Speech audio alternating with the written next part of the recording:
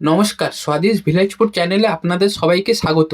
বন্ধুরা, আজ আপনাদের সাথে শেয়ার করব আমার মায়ের হাতের ঘটকচুর অসাধারণ স্বাদের একটি রেসিপি। তাই ভিডিওটা স্কিপ না করে পুরোটা দেখতে থাকুন।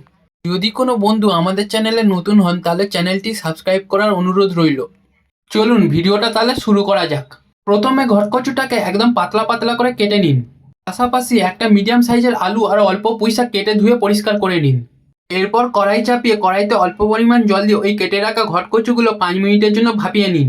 কচু যতক্ষণ ভাপানো চলছে তারই ফাঁকে অল্প একটু আদা শিলে বেটে নিন। দেখুন তো এদিকে কচুও ভাপানো হয়ে গেছে। এবার তাহলে কচুটা নামিয়ে জলটা ঝরিয়ে নিন। এরপর আবারও কড়াই চাপিয়ে কড়াইতে অল্প পরিমাণ তেল দিয়ে 5 ফোড়ন, 2টো তেজপাতা এবং কয়েকটা চেরা কাঁচা লঙ্কা ফোড়ন দিয়ে ভালো করে ভেজে নিন। 5 ফোড়ন ভাজার গন্ধ বেরিয়ে গেছে, ব্যাস এবার সেই কেটে রাখা পুঁই শাক এবং আলুগুলো দিয়ে ভালো করে ভাজুন।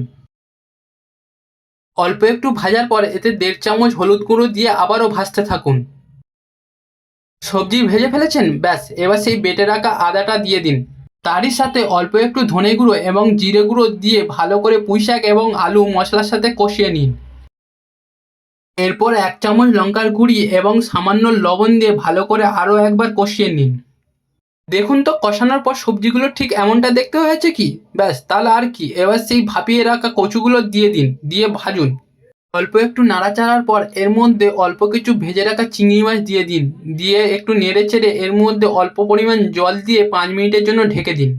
বেশি জল দেবেন না, কারণ কচুগুলো আগেই 50% সেদ্ধ করা ছিল। শুধুমাত্র পুঁইশাক এবং আলুগুলো যাতে সেদ্ধ হয় সেই পরিমাণেই জল দেবেন। 5 মিনিট পর ঢাকনা খুলে ততক্ষণ নাড়তে থাকুন যতক্ষণ না জলটা পুরোটা শুকিয়ে যাচ্ছে। বাস হয়ে গেছে। এবার কড়াই থেকে নামিয়ে গরম ভাতের সাথে খেয়ে দেখুন। আপনারও মনে হবে আরে এ তো সেই স্বাদ, এই স্বাদের ভাগ হবে না। ভিডিওটি ভালো লেগে থাকলে লাইক, কমেন্ট, শেয়ার করবেন আর চ্যানেলটি সাবস্ক্রাইব করে পাশে থাকবেন। ধন্যবাদ।